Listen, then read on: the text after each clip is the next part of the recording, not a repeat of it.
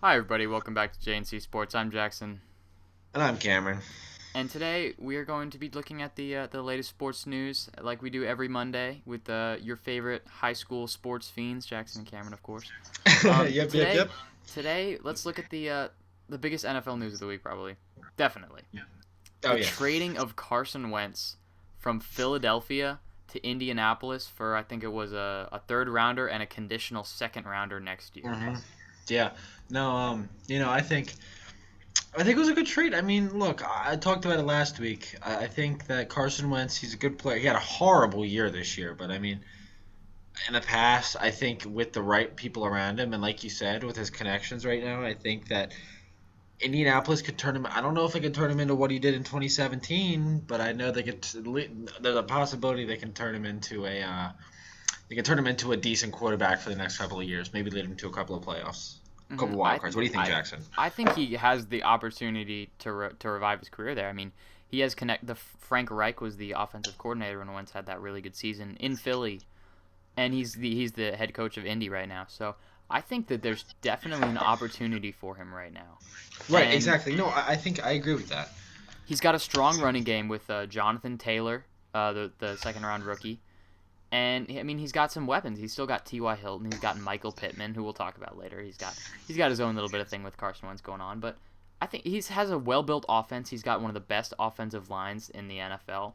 He has every opportunity to succeed in Indy. Doesn't mean he will, but he has every opportunity to succeed in No, Indy. it's Probably one of almost the best like, places. yeah. I mean, look, it's almost like he's got. It's almost like they're handing it out. It's like almost in his hands. Like, look, you take advantage of it. You could seriously revive your career for the next 6, 7 years. I mean, maybe probably hopefully longer than that. I like the guy. I just think that he had a bad year this year. And I mean, granted, it wasn't just an off year; it was a horrible year. But I think with the team he's got around him, the team is going to be built for success for him. And if he fails, it's going to be his own fault. I totally agree. So let's look at the conditions of the trade a little bit. So the conditional second of next year, they get a third rounder. The Eagles get a third rounder this year, and they got a second, at least a second next year. But hmm if Carson Wentz plays at least 75% of the Colts' offensive snaps, then it turns into a first rounder. Or if he plays 70% of the snaps and the Colts reach the playoffs, which I think is a little bit odd, actually. Yeah, it's a very odd trade, but I think it was a decent trade. I don't think it was. I don't think it was necessarily I don't think it was necessarily a huge steal. Maybe so for the Colts, but if the Colts lose their first round pick, that may not be the greatest thing for them. Just because they have a team of talent, but I think they need a little. I think they need some more. I think they could use some more talent on the team to make the top of the league. But anyways, I think so far for the Eagles, you know, it's a decent trade. I don't think it was a fantastic trade for either side. I think that the Eagles got the quarterback that they were looking for. I think that they weren't look. I mean, granted, they would want a stud, but I think they got the guy that has the best chance They of got a fitting well in guy on like a Indianapolis. value deal. The Eagles are actually absorbing $33.8 million of his cap hit, Mm. which is ridiculous. It's the largest a dead cap hit a team has ever had for a single No, player. I think the Eagles. I think the Eagles are getting a meh. I think Indianapolis is getting a good. I wouldn't say it's a steal of a trade. I mean, I wouldn't say it's I think like, it's oh my a pretty god. fair trade, honestly. Right, right. They were Because I don't looking think. for a Matt Stafford deal, but with his stats last year, especially in his injury history, No, he you did weren't going to not get come in on that. I that. mean, no, there's no way. I mean, look, it's different if it was like Jared Goff or, like you said, Matthew Stafford, who I think still is the most underrated quarterback in the NFL. But you know, Man, you love to if bring you, that up, don't you? Damn. I love him, man. He. We'll get on to Matthew Stafford later in the year. Um, I think it's not like you're trading for this guy that has proven time and time again with a bad team can put up good numbers like Matthew Stafford. Like he put up decent numbers with a not a great team around him. So like it's not like Carson Wentz he didn't have a lot of talent around him, but it's not like he had a jet. It's not or not Jets. Like I mean the Jets lost everybody due to their head coach practically.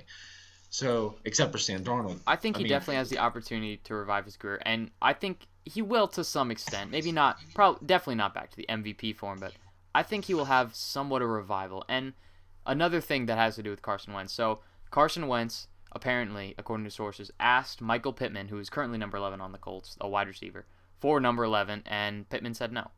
And honestly, I think that's good for Wentz because as he goes through a new team, same coach kind of, but new team, new name, new city, new everything. I think it's good for him to get a new number, just in symbolic that he's trying to shed his or last year's identity of, being a terrible quarterback and try to move on to something better. And the Colts don't need him to be that life-saving guy. They need a solid quarterback who's not going to make those mistakes. And if Carson Wentz can learn to do that, just tone down his play a little bit, don't try to extend every single play, I think the Colts can really have a shot at the Super Bowl because their defense was stellar last year.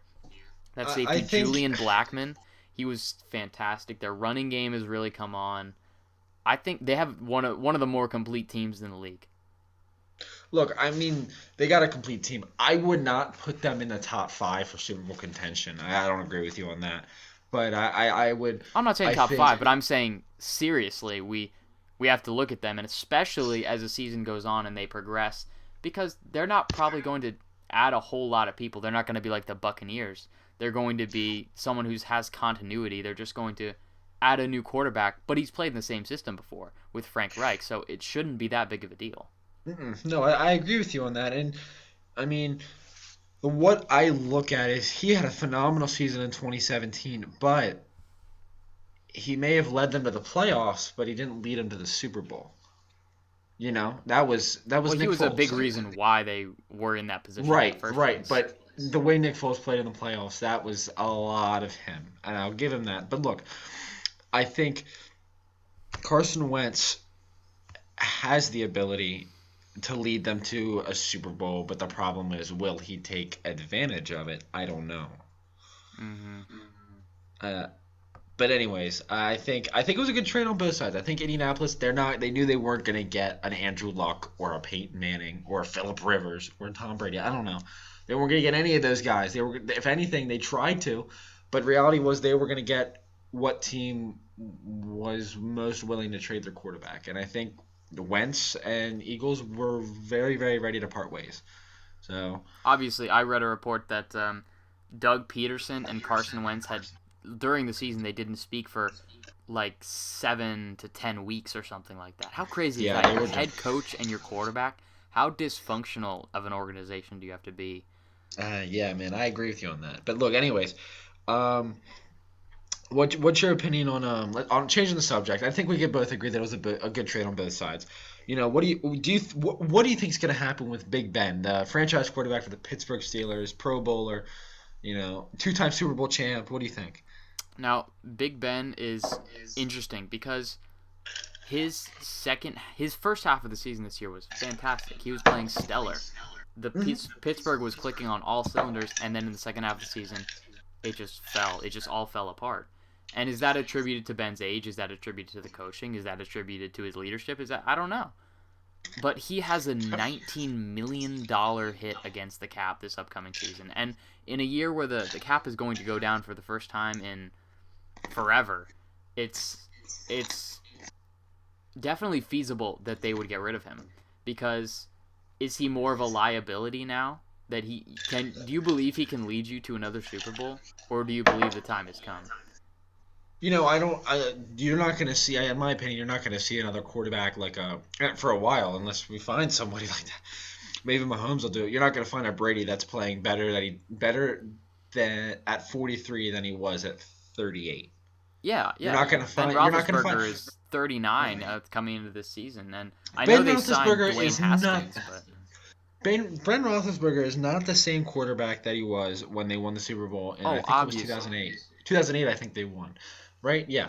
He's no longer mobile. He doesn't have the same kind of juice he did. And to be honest with you, he's kind of fat. He always was kind of heavy. He's kind of fat. He was always kind of heavy, but I don't know if you remember that beard last season. God, that was terrible. Oh my God. He was always kind of heavy, but I think he's gotten heavier as he's gotten older. I think Big Ben is gonna move, probably play one more season somewhere else. I don't know where. Probably somewhere. But you think that the Steelers will get rid of him? I think they may as well part way because they've got two. They got a lot of young guys on their quarterback roster.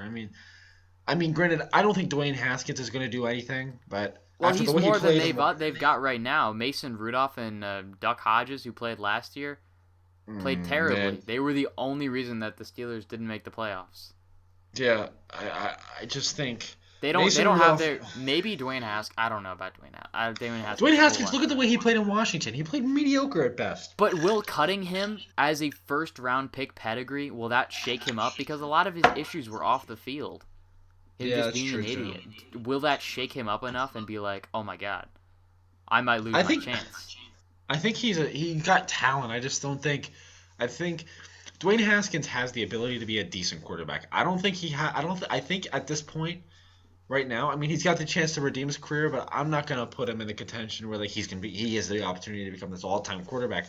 Problem with the Steelers is, I think what they're gonna do is they're probably gonna think we need to use Big Ben while we can because we really don't have anybody else behind him Well, they can except always for draft Dwayne somebody. Haskins. Mac Jones is expected to fall. Florida quarterback Kyle Trask could be a viable option. They've got a couple options out there. I wouldn't say the market is limitless, of course, but I think they have options for someone who could be possibly better than Ben Roethlisberger. Possibly. I think Big Ben is, like I said, he's not that good anymore.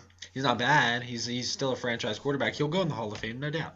But but No doubt. I'm not sure about that, but okay. you don't think he won't? You don't think he'll go in the Hall of Fame? I'm just saying. It's not a no doubt decision for me. I wouldn't put him in like first ballot, but he's gonna go. There's no way he's not. He's probably. I'd put him in the top 10 quarterbacks. Of all time, Maybe top 15. I put him over Eli Manning. I put him over. Let's think here. Who would you put? Let's see. Just real quick. Who do you put in your top 5 as of right now? You can't put right now, any of the young guys. No, you can't put any of the young guys. it's like Brady, Montana, Bradshaw, Breeze, Steve Young. I don't know. Dude, you forgot about Peyton Manning. Oh, Peyton Manning. I would put it. You'd have Brady, Manning, Breeze. Well, obviously, I don't think he's maybe like top 25, maybe. Montana, Maybe. and then I definitely do put Steve Young in the top 5. I agree with you on that. Okay. But- Anyway, I digress from the top 5 quarterbacks. I don't think Ben will go this year. I think his abilities have declined a lot, but I don't think the Steelers have the guts to cut him. I don't think they do. They want to use him while he can. They no doubt will use him while he can.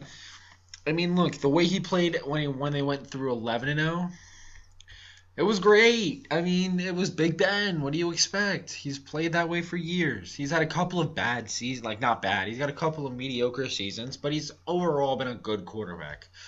Yeah, from 11-0 Well, he's to 12 been their guy since I don't know 2008, 2005. 2005, even earlier than that. Yeah. But I don't think they have the heart to cut him. No, honestly. yeah, the last 5 games of the seasons didn't play that well. The wild card played like shit, but uh, I just don't. I don't know. I see them letting him go. I think that may be a better option, but at the same time, I don't see the front office letting him go. I see them letting him play out the rest of his years in Pittsburgh. Let's talk really quick about the Pouncey twins retiring. Another Steeler. Mike and Maurice both retiring. Mike of the Pittsburgh Steelers and Maurice. Oh no, was Maurice on Maurice of the Chargers? Mike of the Steelers. They're retiring after I think it's 11 or so seasons. They were a really great center duo in the NFL for a long time. Yep, I think they were great. I don't see them not. I think eventually they won't make the Hall of Fame, but they'll definitely make the Hall of Fame for their team, if you know what I mean. They'll probably be in the Steelers Hall of Fame and so In the Chargers. in the Chargers Hall of Fame, right? Yeah, I see them definitely doing that. I don't see them going in the Hall of Fame. Centers don't get a lot of credit, unfortunately.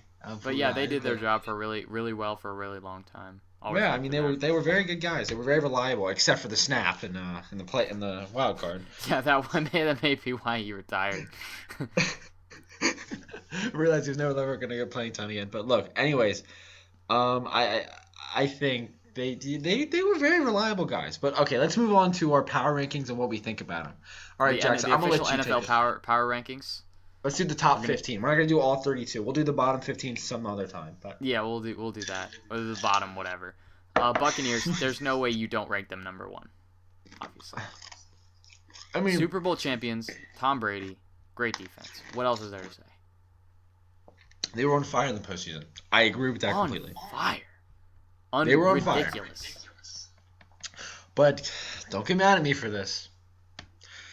I think there are more powerful and more talented teams than the Buccaneers. So you would rank other teams ahead of the Buccaneers? They won the Super Bowl. Yeah, they're on a roll.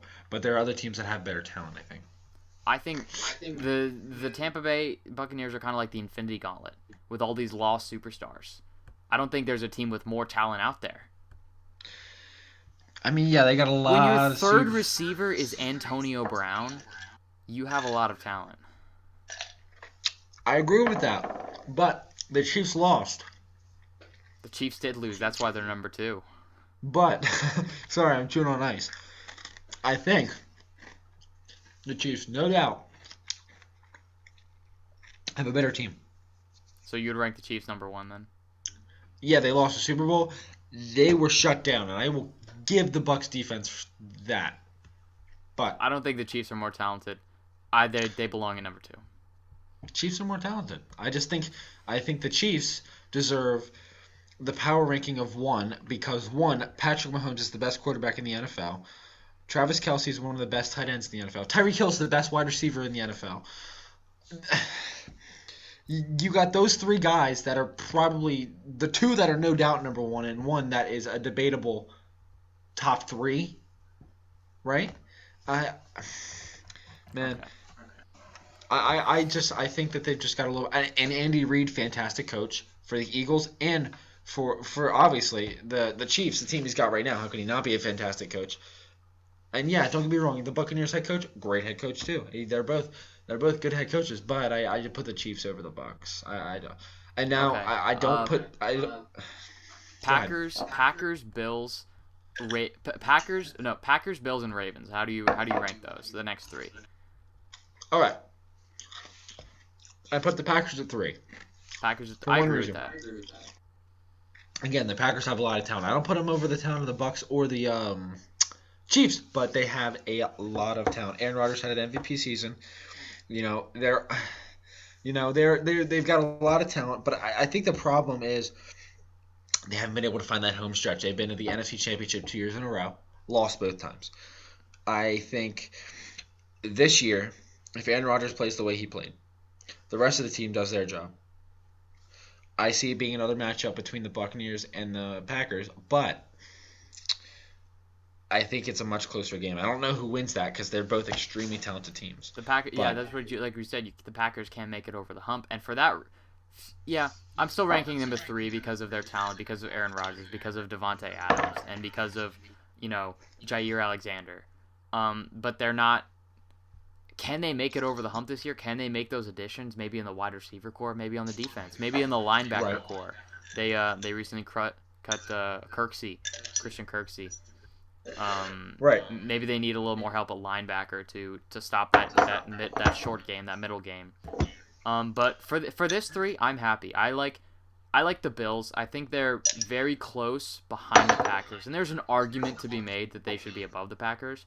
But I think their defense kind of hinders them. While the year before last, it was their strength. Their run defense was so great with Ed Oliver manning that front 7. But this year wasn't really that good for their defense. It was their offense carrying. It was Stephon Diggs and Josh Allen.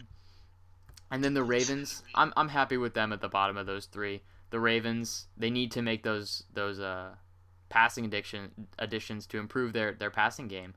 31 ranked pass game. It's not a Super Bowl team.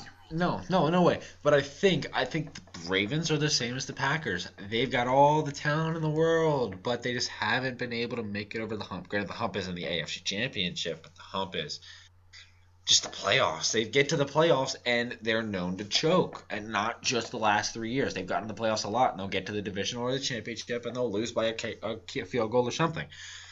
I think The Ravens, yes, they've gone far in the champ. They've known to be a very good team, a competitor as the top dog in the AFC North. That's always between the Steelers and the Ravens, but they've had a reputation the last 3 or 4 years. Excuse me, I didn't mean to say that they choke every time they go to the playoffs. Obviously, they won the Super Bowl 8 years ago, but the last 3 or 4 years they've had the reputation of either one and done or two and done. I mean, but I think if they upgrade their passing game, I put them in the top five like they are right now for Super Bowl contention, no doubt. But what do you think with the Saints losing Drew Brees as a 90% probability? Do you think they belong in sixth? No, I don't. I don't think they I belong. agree. I don't think they belong there. I No. think they belong below the Browns, I think. Oh my God, yeah, yeah. I think losing Drew Brees is a huge deficit to them. I Because they don't think really have the answer at quarterback right now. Jameis no. Winston? Taysom Yeah, Hill? yeah. I think Jameis Winston, he's got talent, but I don't put him at a Brees level. No way. So I think that the Saints need to be. I think here I'll just go through these five really quick. Saints need to go below the Browns. I agree with you on that. Seahawks have talent, but again they can't get over the hump. I put them below the Rams, especially with the Rams. Ooh, I put the Rams where the Saints are due to the sole I fact that they that's got you read my mind. The Rams defense, Aaron Donald, Jalen with Ramsey, my now boy Matthew now with Matt Stafford. Stafford up front with Cam Akers. Yep, they Man, go. They get a number six. that is Browns good. go to seven in my opinion. Seahawks go to eight, and I'm putting the Saints at nine. I'm putting definitely the Saints. I'm putting the Saints back there with the Seahawks. Just because the Seahawks they can't seem to finish. It's their defense was terrible the first half of the season, and then their offense was terrible the second half of the season. Like what the hell? Right. Like just put it together. No, and I put the Steelers. They got talent, but again, the Big Ben situation really, really, really just seals the deal for me. I think they stay in tenth. I think no, my fault. I think the Titans go above the Steelers due to the sole fact of Derrick Henry. Yeah, I don't think that. I think the Steelers are still above the no, I Titans. think if you put them in a matchup, it's going to be a close game, but I think the Titans come out on top. I think a better matchup for the Titans would be like a Ravens or a Bills game where it's like run against run or run against pass. The Steelers are just kind of meh with everything. Like they're decent with everything. They've got, I mean, or not really. They weren't really great with the run game, but you know, the past couple of years they've been kind of meh. Bills passing, Ravens rushing. You got a head-to-head. Plus the Ravens and the Titans are rivals, but after the whole stomping situation, but that's a nice developing rivalry. All right, let's look at the last five in this top 15. We got the Titans, we got the Dolphins, we got the 49ers, Colts, and Chargers. How do you rank those? yeah, look, I keep the 49ers where they are due to the sole. No, wait, yeah, no, I do because they may have won 6-10, but the talent they've got on that team, they get a quarterback, they're gonna I'm have another moving them 12 up. before 3-13 season. I'm moving them up. They haven't really lost any huge pieces. Maybe they even got somebody like Deshaun Watson. Imagine how deadly that would be. Now, look, if they get Deshaun Watson, I'm putting them in the place of the Dolphins. But as of right now, they don't have that, so I If got they to get keep them where they Deshaun are. Watson, I'm putting them top 10. No Yeah, question. but the problem is I can't put them anywhere except where they are, except until they get until they get anybody. I can't. I mean, the Dolphins, their quarterback situation is, excuse my language, completely fucked. I mean, so not fucked. They have some decent guys there, but like they just can't figure out which one they want to use. So I keep the Dolphins where they are. They had a good season this year, much better than they did last year. They But overperformed for their talent level, I think. oh my God, yeah, yeah, no doubt they did. And honestly, if the AFC wasn't so good this year, I mean, They were no 10 and team in 6. the They should have made the playoffs. In any other any year, they other would have made the no playoffs. think about this. Think about this. Every team that made the playoffs in the AFC were 11-5 or better. That says something. Yeah, that was just a really strong year. Especially with the extra playoff team. Okay, That was an now look at incredibly this. strong AFC. As I look at my list here, you have 1, 2, 3, 4, 5. 6 out of 15 teams are in the NFC, and the rest are in the AFC. That tells me something. The AFC is no doubt the stronger division right now. It's a very not division conference. I'm sorry. It's going to be the toughest conference, especially. I just the AFC East is going to be really tough because the Bills. I take the next 5 years. They're probably taking the division. I with the talent they've got, they're probably taking the division.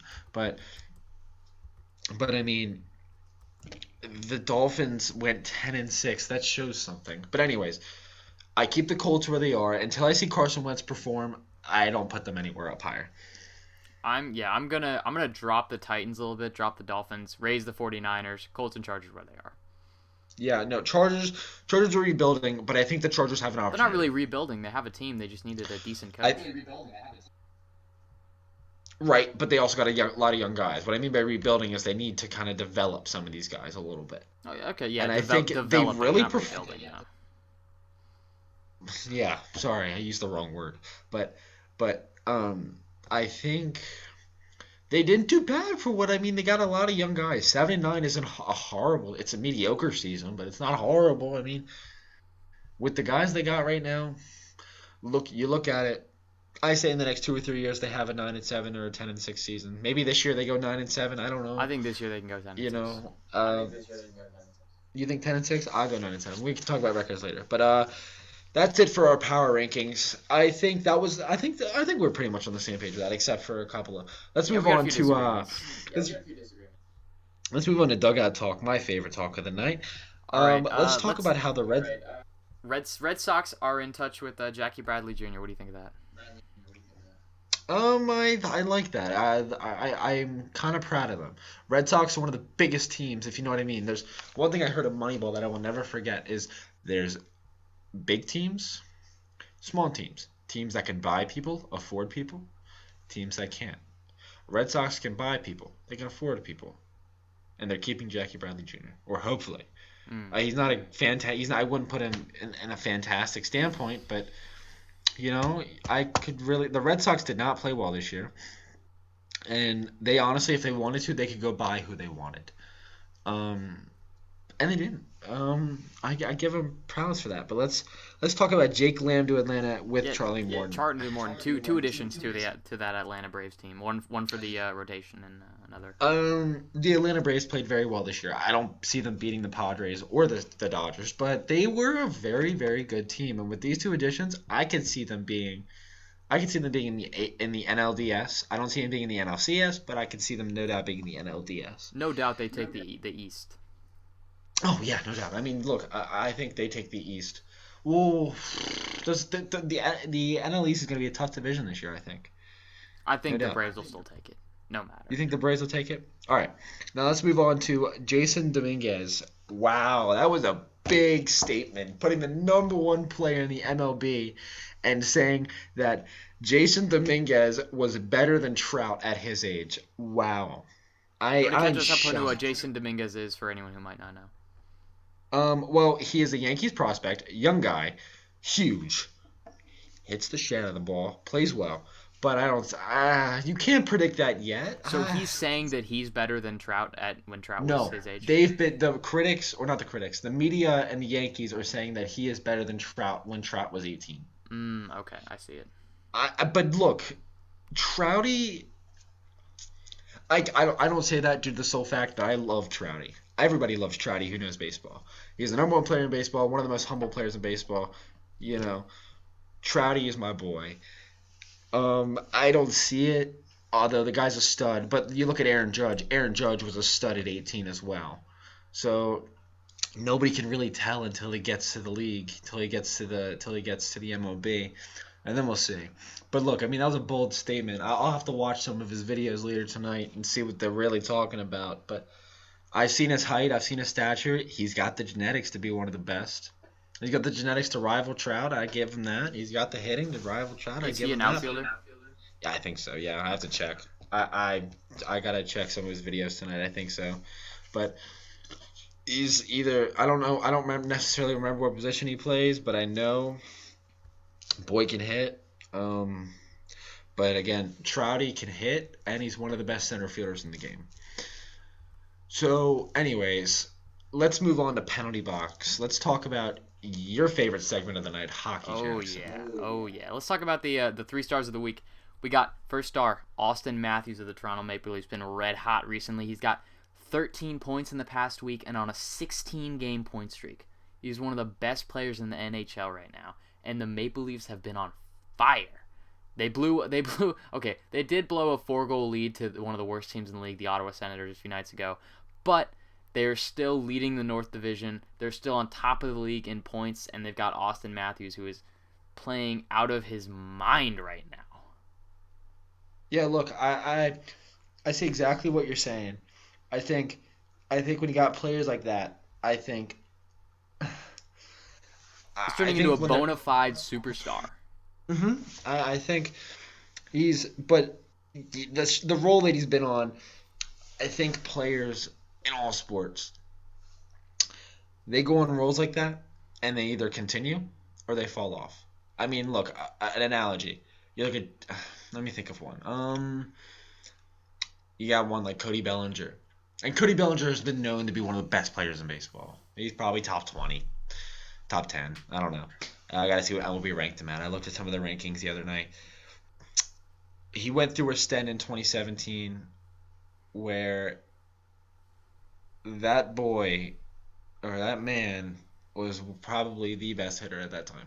Wasn't he batting like 400 for a segment of like 60 games or something? Yeah.